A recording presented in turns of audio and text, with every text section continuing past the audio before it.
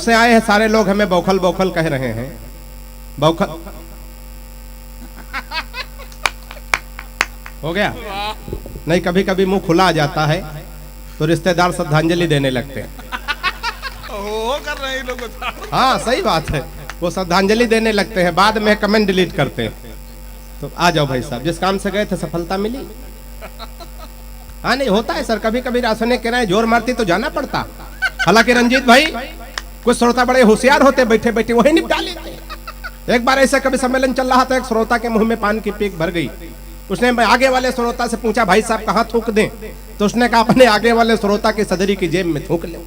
अगर जानेगा का कैसे जानेगा, हम तुम्हारी जेब में 3 बार थूके तुम जान पाए। ऐसा लग रहा है हम मुगले आजम, अनारकली है मुगले आजम है ना। अच्छा ये देखो सम्मान जब से मिला तब से बेचारा लेके बैठा हुआ है। आइए मैं 4 पंक्तियों से शुरू करता हूँ। रविंद्र भाई सुनिएगा, हाथ से हर जगह है सर, बस हमारी दृष्टि जानी चाहिए। हमारी जब शादी तय हुई, ये बात मैं इसलिए कह रहा हूँ, मैं रामनगर 12 बंकी से आता हूँ, वहाँ बौखलों की भी शादी हो जाती है, लेकिन दिल्ली में राहुल गांधी तक कुंवारे पड़े रहते हैं।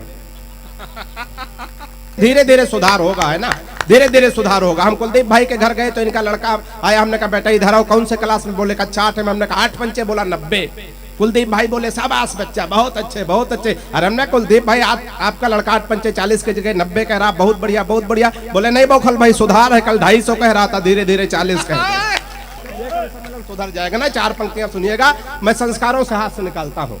हम अपनी पत्नी को देखने गए तो कन्या पक्ष से प्रस्ताव, आ जाओ भाई, कन्या पक्ष से प्रस्ताव रखा गया, लड़का कवि है।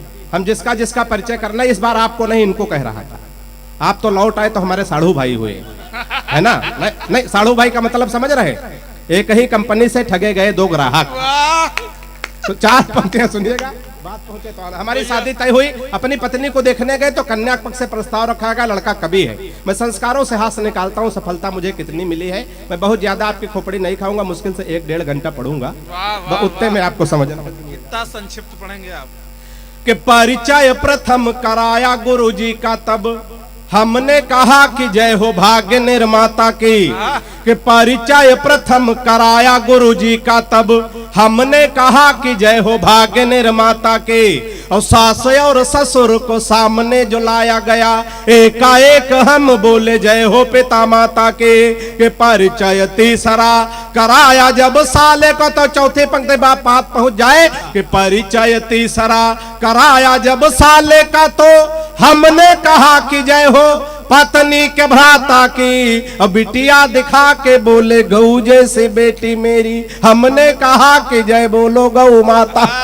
जितने मन से सुनोगे हम सुनाएंगे ना। हमारा मामला कुलदीप भाई से, सत्यम भाई से तय है, माल लेके निकल जाएंगे, घाटा आपका होना। 4 पंक्ति से खानदान की ओर सुनिएगा सर। हम विसंगतियों से हाथ से निकालते, हर जगह हाथ से, बस हमारी दृष्टि जानी चाहिए। रंजीत भाई अगर हम किसी मरीज को देखने जाए तो सकारात्मक दृष्टि लेके जाए, उसको भी हंसाने की कोशिश करें, ना कि वहां मुंह लटका के बैठे। एक कोरोना पेशेंट बुजुर्ग आदमी भर्ती होने जा रहा था, निर्भीक भाई मैंने वहां से भी हाथ निकालने की कोशिश की है। सफलता मुझे कितनी मिली है, 4 पंक्तियां सुनिएगा भैया। कि हाथ जोड़ डॉक्टर से बोल पड़ा है मरीज, आप मेरे सपने हसीन कर दीजिए। थोड़ा सा और जुड़िएगा।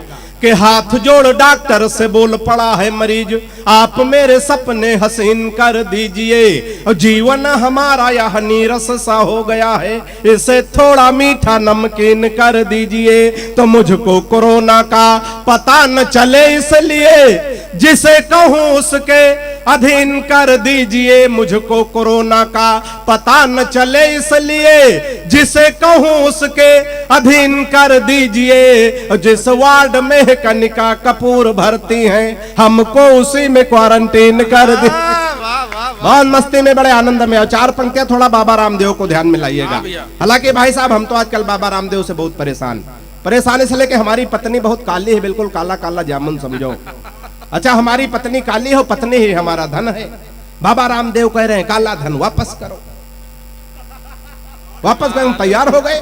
बाबा बड़े योगाचार्य, इनकी बात मान लो, लेकिन बाबा बड़ा होशियार आदमी, तुरंत दूसरा सवाल किया, काले धन को सार्वजनिक करो।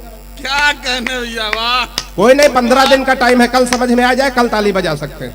4 पंक्तियां बाबा को ध्यान में रखे, थोड़ा सा और आनंद में सुनिएगा। कि बाबा रामदेव बोले बूढ़ों को शिकायत है, हम बाबा जी का चमनप्राश नहीं खाएंगे। कि बाबा रामदेव बोले बूढ़ों को शिकायत है, हम बाबा जी का चमनप्राश नहीं खाएंगे। और साल भर हो गया मंगाते और खाते हुए, लाभ तो नहीं हुआ है, अब न मंगाएंगे। तो मैंने कहा बाबा एक बदलाव कर देखो, हमारी सलाह कि मैंने कहा बाबा एक बदलाव कर देखो, वही बूढ़े फिर दौड़ दौड़ कर आएंगे। और अपनी हटा के फोटो मल्लिका की जो लगा दो, चमनप्राश छोड़ो बूढ़े डिब्बा चाट जा। बहुत मस्ती में, बड़े आनंद में आप लोग हैं। नए बच्चों से इधर कोई अगर प्रश्न कर लो कुलदीप भाई, तो कैसे कैसे उल्टे पुल्टे जवाब देते हैं। जी। 4 पंक्तियां सुनिएगा, अच्छा लगे, बिल्कुल ताजा छंद है, भाप निकल रहा, अच्छा लगे तो आशीर्वाद देना। सुनिएगा कि एक दिन डांट कर बाप ने बेटे से कहा, पानी में लगाई आग हमने जवानी में। रंजीत भाई कि एक दिन डांट कर बाप ने बेटे से कहा, पानी में लगाई आग हमने जवानी में। और बूंद बूंद रक्त देश के लिए बहा दूं ऐसे, सोच रख रहते थे अपनी रवानी में। बूंद बूंद रक्त देश के लिए बहा दूं ऐसे, सोच रख रहते थे अपनी रवानी में। तो बेटा बोला पापा इस उम्र में भगत सिंह फांसी चढ़े आज भी अमर है कहानी में। बेटा बोला पापा इस उम्र में भगत सिंह फांसी चढ़े आज भी अमर है कहानी में। तो अब नहीं अंग्रेज आपको जो फांसी देंगे, पापा आप डूब मरो चुल्लू भर पा।